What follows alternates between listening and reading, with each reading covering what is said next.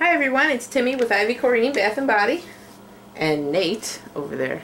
Hello. I always say it's me, but he's always here, so I just thought I'd introduce him. Okay, so this is our beer lime mixture. This is going to be a remake of our Irish Tweed Soap. It has been long awaited, and I am so sorry for the delay in getting it done. We were waiting on our fragrance oil, and then when we finally got that in, other things stepped in its place, so yeah, it's been a while. But we're straining out our silk, our bamboo silk. And we're going to blend that in. I already blended in my clay in there.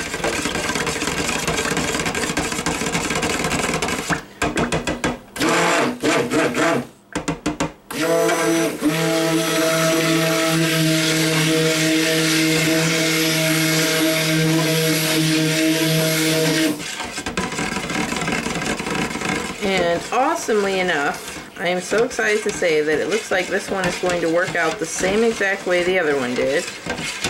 If you watch the Sexy Man remake on the beer soap, I just did that one a few minutes ago, and that one we had, we used a different way of putting our lye with our beer.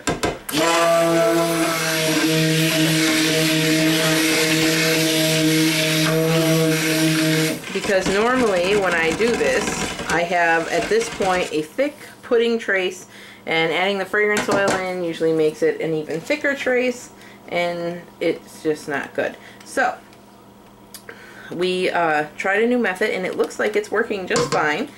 Let me get the temperature for you guys so I can tell you what it's staying at, because beer soaps in general get hot, lots of sugar.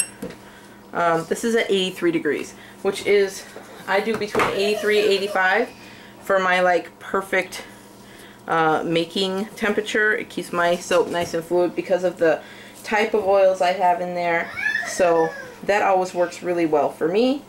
You might be different, just kind of depends on what oils you use, but that's like my sweet spot for making soap. And normally with beer soaps I can't keep it below 120. So if you watch the Sexy Man soap, you'll hear how exactly I was able to keep this down, what we did to the beer and everything. But yeah, it looks like it works. So if you want to give that a try to keep the beer from seizing the soap up real fast, then by all means, go right ahead.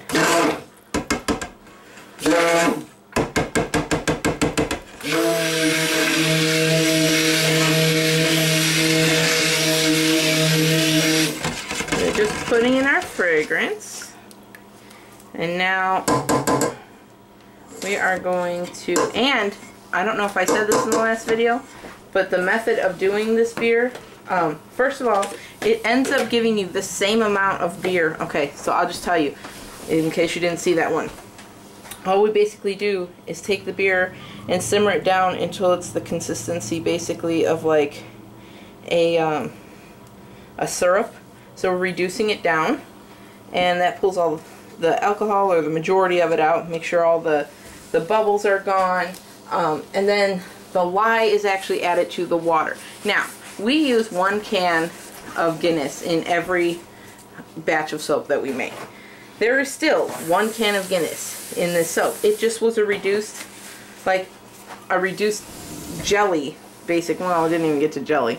It's like a reduced syrup that we... Kind of like coffee that's been on the pot all day. Yeah, it's like a nice thick syrup that we put in this. Like, we added the lye to the water part, and then we also added the beer to it after it had already cooled down overnight.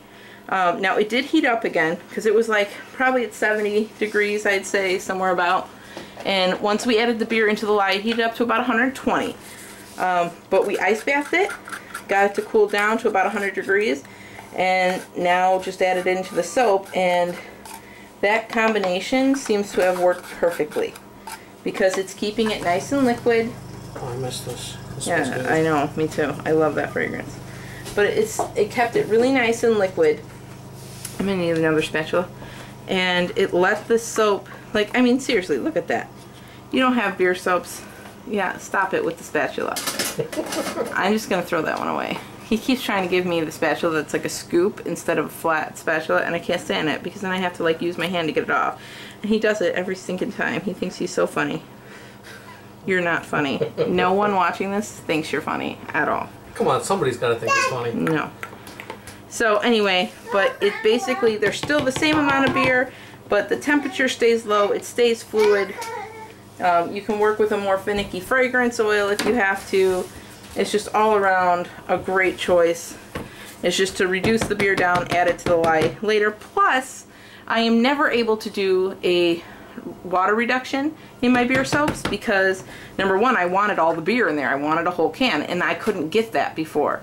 So by doing it this way, I was able to get all the beer in there and get a water reduction and have it stay fluid. It's just all around just an awesome process.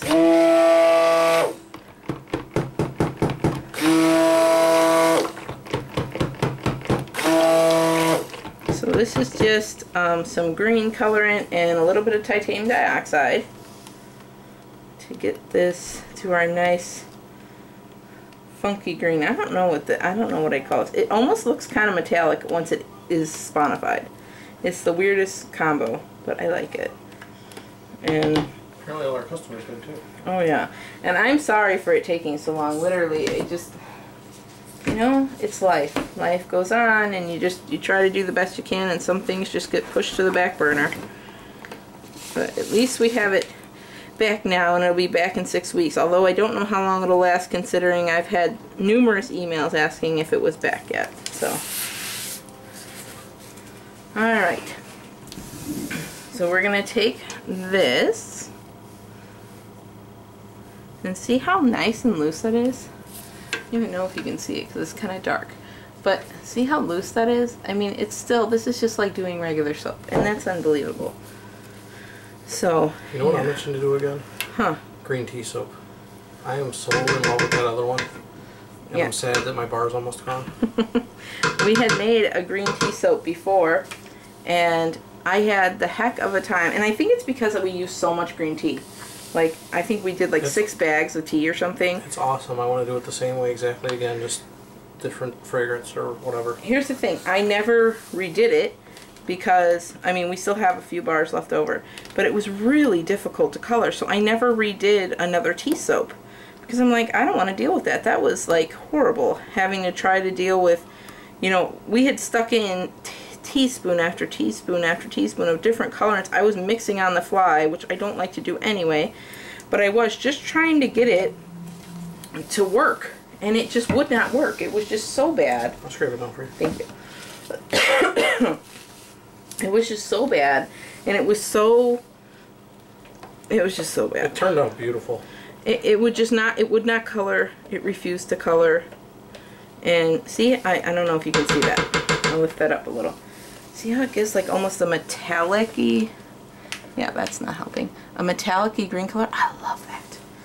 It's just a weird combinations of colors that is giving me that. And please don't ask me what it is. I don't know if I'm ready to share that. That took a lot of research to get to that color. But it's just a few colors mixed together. I think what it is just titanium dioxide with it. Gives it that weird kind of metallic-y look. But anyway, alright. Oh, that's going to come out nice. Oh yeah.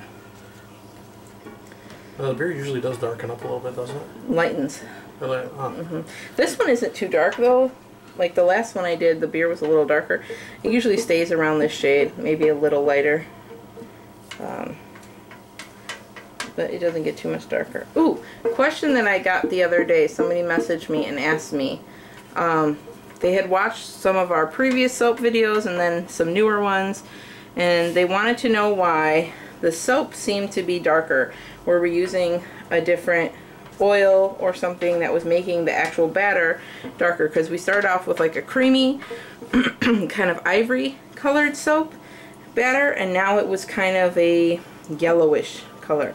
I didn't know how to answer her at first because frankly I didn't notice it really, and then when I was paying attention I realized what she was talking about. So I think what it is that I started adding ROE, or rosemary alistrin, can't never say that word, extract. So rosemary extract, basically. To help, not preserve, but to extend the life of the oils in the soap.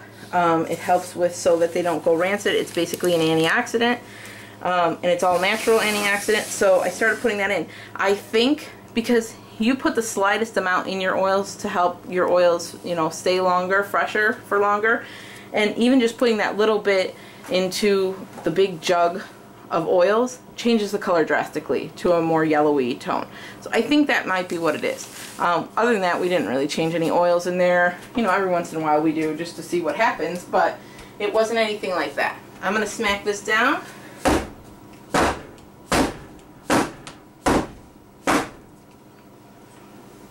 And I have a ton of green left, but I don't know how green it's going to look here. Well, I mean like how defined it's going to look really on the top, because it's already got quite a bit of green. So we'll just drizzle it on and kind of move it around.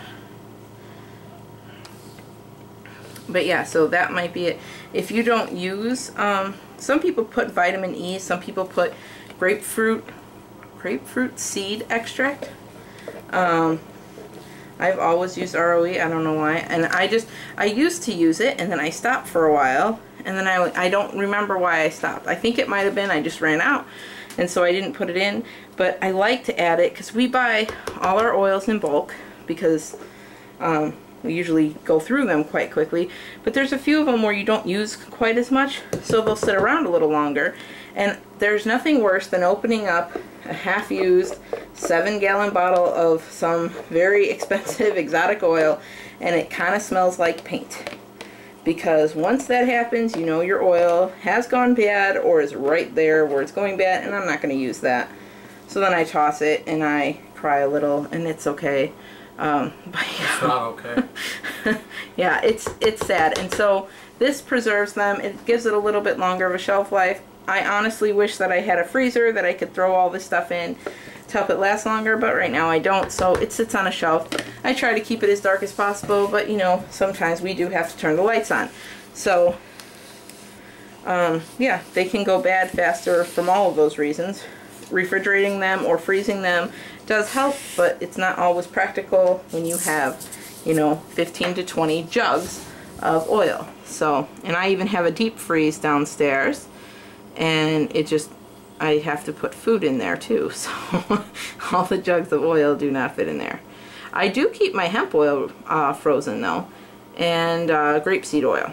Those are so fragile that even with the ROE or grapefruit seed extract or whatever, I try to buy hemp oil in a very small amount, but if I have any left over, it goes right in the freezer. Same thing with grapeseed, or grapefruit seed? No, not grapefruit seed. With grapeseed oil. Oh yeah, Sorry. yeah. So I try to keep all those refrigerate or frozen, just because it does preserve them longer. There's something else I was going to tell you. Oh, somebody said something about an ice bath. I don't remember who it was, and they asked, you know, like, they don't, something about, yeah, I want to do an ice bath, but I never have ice in the house. Me either. Well, I have some because I'm an iced tea drinker, but I never have tea in the house, or tea. Oh, I can't talk today. I never have like ice cubes that I want to actually put to make an ice bath and waste my ice. So I just want to show you, this is what we use. These little like things that you throw in your lunchbox or whatever. I have these that I just throw on a different shelf. They're just for soap, and so the kids don't throw these in their lunchboxes. These are different ones. But I just throw those in my water and let them, like if I'm ice bathing something, I put those in there. And they're reusable. When I'm done, I wash them off. I stick them back in the freezer.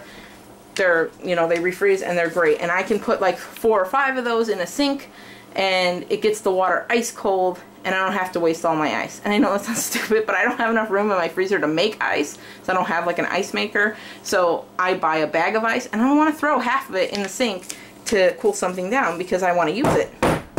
Anyway, so that's one of those other little things. Alright, so that's it. Bring it up closer so you can see it.